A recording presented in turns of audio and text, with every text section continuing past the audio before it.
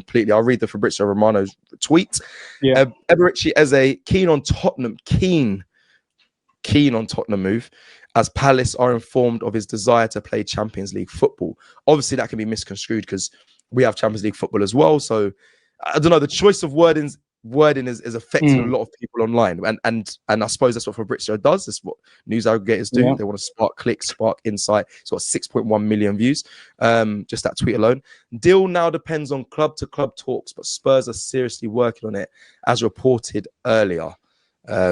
Let's do it. We're going to talk about, I think everyone in the window, because everyone's doing massive signings. But I want him at Arsenal in some capacity. I'd be furious if we lose him out to Tottenham. It'd be ridiculous. It'd be a complete, it'd be terrible for Arsenal if that happens, if they let him go. But yeah. I saw the story, at first I thought, nah, like this is bad. But I'm hoping it kind of backs Arsenal into a corner where they're like, listen, I know our plan was to go and sell 3 or 4 players, get the money, come back, and then buy Eze late in the window. But we've been backed into a corner here. Tottenham are going to pay the release clause. So what do we do? Yeah, what do we do? Surely you've got to pay the money, because imagine he goes to Tottenham and rips it up as well. You're going to be which realistically, he probably he's a good enough player to do that. Yeah. Yeah, and playing with players like Kudus, and if Savinho goes there are, these good players there. Paulinho's gone there as well. So I think we're still one attacking player short, at least. I think ideal world 2, but I think he's obviously gambling that Odegaard's going to have a season from 2 years ago in that attacking midfield role, and obviously Nwaneri can cover him in that role as well. So Eze for me, man, I mean, I think we've all got into the mindset that Eze's signing for us. I mean, we were talking about it on tour, like Alberto was actually there and people were like, yo, Eze. And it's like, we felt like that deal was just a matter of time. He's an ex-Arsenal player. The story's written. I was planning welcome videos. Yeah, I was planning welcome video. And then you're seeing today that Gahey's looking like he's leaving. Yeah, that as well puts more pressure on it, because Palace are going to go, if no one triggers this release clause by Friday, are they just going to say, you know what, he's got 2 years left, just hold him for 1 more year? They can't sell. So well, Arsenal, he's a quality player, and he'd fit right in. I'd be very, very frustrated to see him go to Tottenham, especially off the back of the season. I'm not saying that they jump back into top 4 Tottenham with the signing of Eze, but they won a trophy last season. I think gives them more of a chance to really, I don't know, kick back up the league. Maybe not in the top 4, but with that quality, especially with Kudus as well, you have a little bit of, Tottenham could cause you some problems. So I think it's routed a lot of fans online, and I'm not surprised. Yeah, no, they have.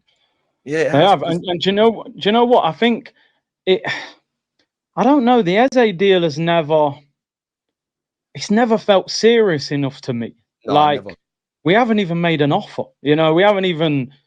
Arsenal have offered this, it's been rejected. And then you go, okay, at least everything we've read has been that Arsenal have never really opened negotiations with Palace. Do you know what I mean? There's a release clause. Arsenal want to pay just below it. But Steve Parish is doing interviews saying to get Eze, you've got to pay the release clause, because QPR have got a 15% sell-on clause on him. So if they sell him for 50 million, 55 million, they're going to get less than 50 million for their best player.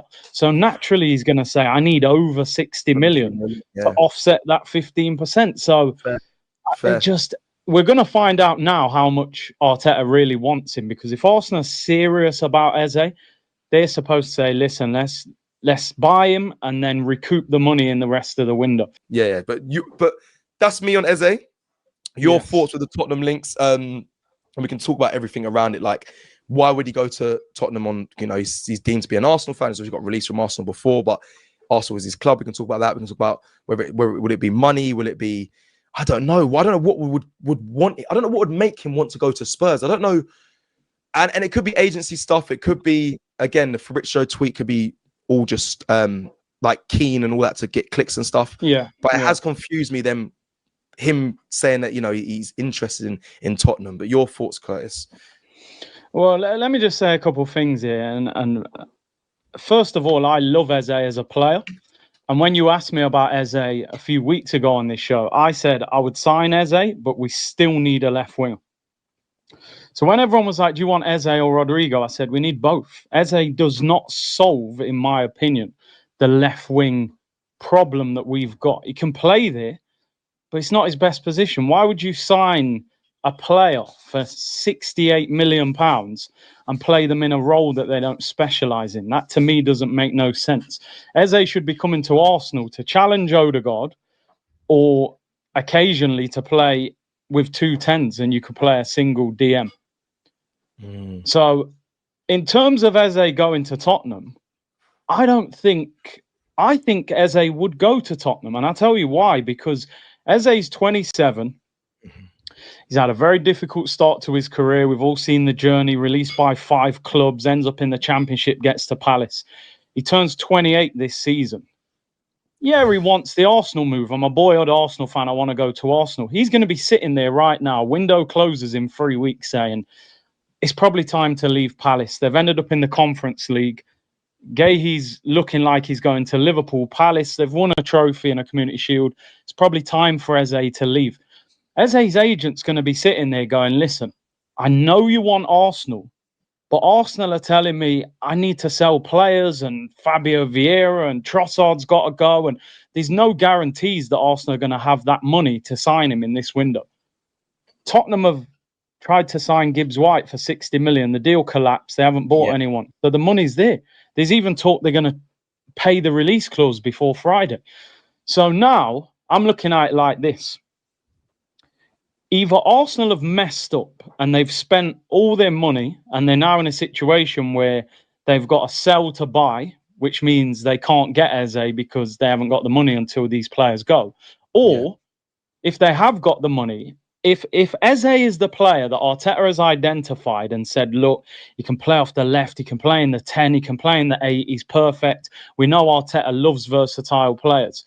If Eze is the guy, we have got to pay the money and sign him. Also, just one more thing, sorry, as well. Eze's probably looking at it saying, Maddison's injured, done his ACL, he's out till March apparently. Yeah. Eze dropped straight into the 10 role for Tottenham, which is his favourite role. World Cup year, playing in your best position. They're still in the Champions League. He comes to Arsenal, you're hugging the touchline. You probably got to do all that defensive work that Martinelli does. So, listen, I think he would come to Arsenal over Tottenham, but I don't think he wouldn't go to Tottenham, because Tottenham, whatever we think about them, it's still a good move from Palace. He's still Champions League. It's still good stadium. It's still World Cup year. Go on. What are you saying? What do you think? No, I like the way we do this on this show. I like the way we break it down, because I like to always look at from how do the agents sell it to the player, and I think we've kind of done that. You've done that superbly well, Curtis. I think like when you look at it, like you said, it's World Cup year. He wants to play in his natural position.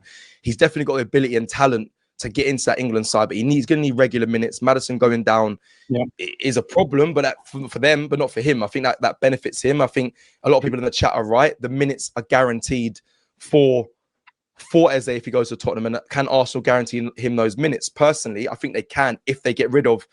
I mean, my question to Arsenal is like, if you get rid of Trossard and Martinelli, even one of them, I'm thinking like, brother, you're going to need to sign someone, and Eze would be unreal. But again, like you said, when you're a player and you get thrown loads of options. I remember when I was at Crawley and they wanted to sign me on a full pro, but at centre back, I was like, I'm a striker.